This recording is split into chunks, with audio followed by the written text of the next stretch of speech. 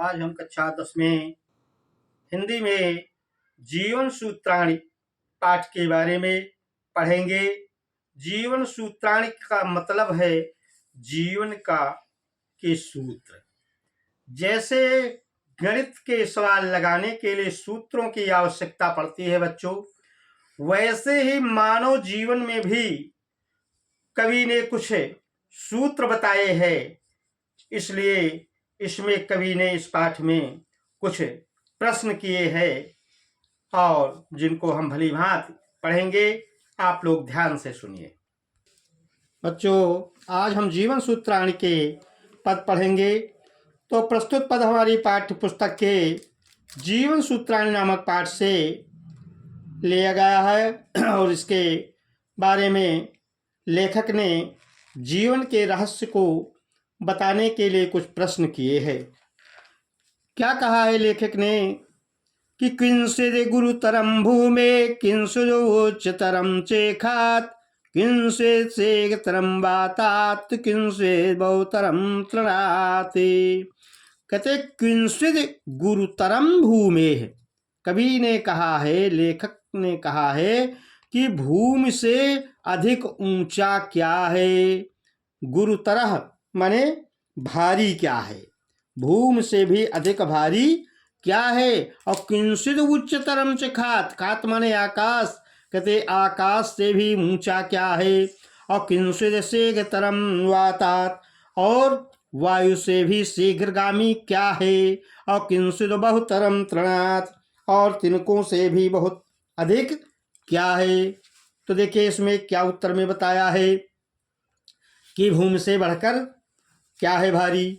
माता गुरुतरा भूमे खात पितोच्चतरस्तथा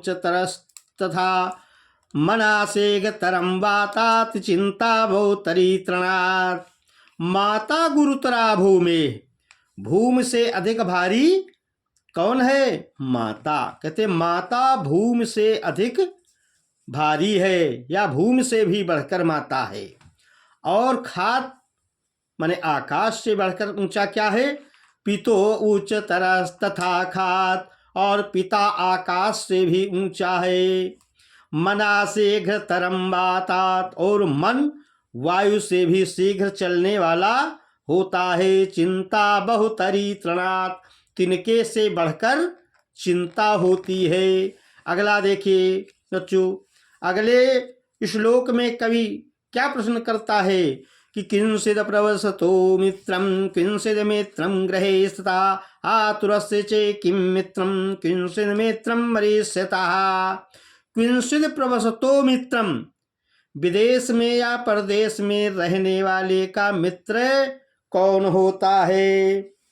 और किंचिद मित्रम गृहे स्थितः, घर में रहने वाले का मित्र कौन होता है। आतुरस्य चे किम मित्रम, बीमार का मित्र कौन होता है। किंचिद मित्रम मरीष्यतः, मरने वाले का मित्र कौन होता है। तो कवि ने क्या बताया कि सार्था प्रवसतो मित्रम भार्या मित्रम गृहे स्थितः आतुरस्य विषगम मित्रम दानम मित्रम मरीष्यतः।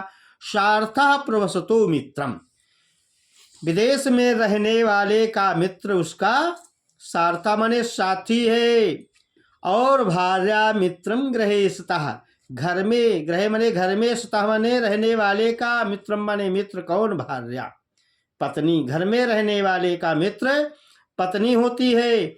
आतुरस्य भिषगम मित्रम, बीमार का मित्र कौन होता है। भिषक माने वैद्य, रोगी का मित्र वैद्य होता है। दानम मित्रम मरीष्यतः, मरने वाले का मित्र दान होता है। अगला श्लोक देखिए, किंचिद एक पदम धर्मम किंचिद एक पदम यशः किंचिद एक पदम स्वर्गम किंचिद एक पदम सुखम। किंचिद एक पदम धर्मम, एकमात्र धर्म का आधार क्या है। और एकमात्र यश का आधार क्या है। एकमात्र स्वर्ग का आधार क्या है, तथा एकमात्र सुख का आधार क्या है। तो देखिए अगले श्लोक में उत्तर क्या बताया गया है बच्चों कि दाक्षम एक पदम धर्मम और दानम एक पदम यशः सत्यम एक पदम स्वर्गम शीलम एक पदम सुखम। क्या बताया है कि दाक्षम एक पदम धर्मम, धर्म का एकमात्र आधार चतुरता है। दाक्षम माने चतुरता है। और दानम एक पदम यशम, यश का एकमात्र आधार दान होता है।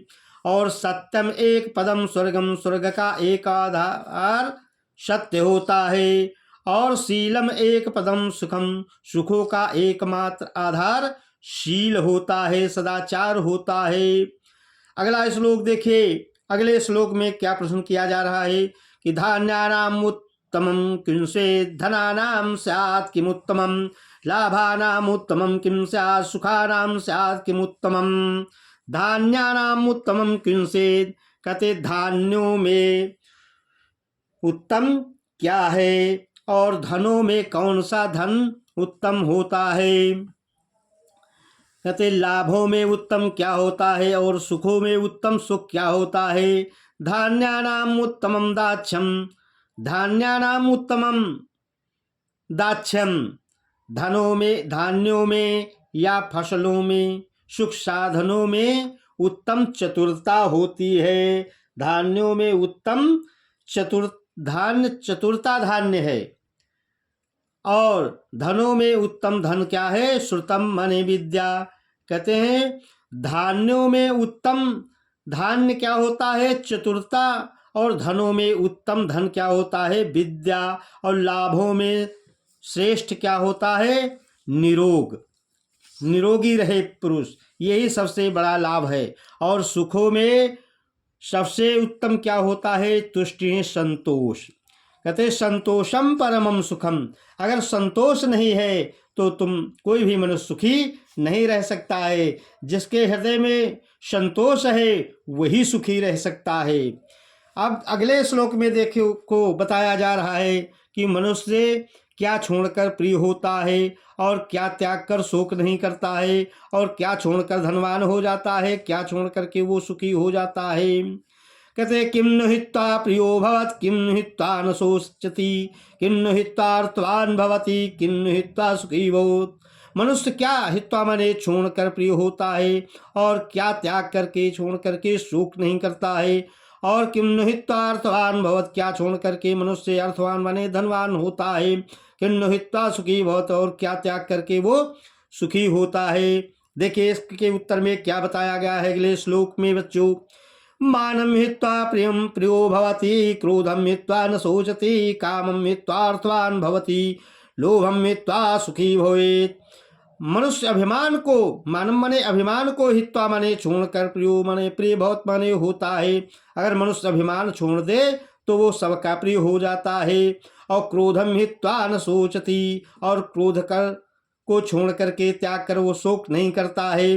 कामम हित्वा अर्थवान भवति, अगर मनुष्य काम माने इच्छाओं को छोड़ दे तो धनवान हो जाता है। और लोभम हित्वा सुखी भवति, अगर लोभ छोड़ दे तो मनुष्य सुखी हो जाता है।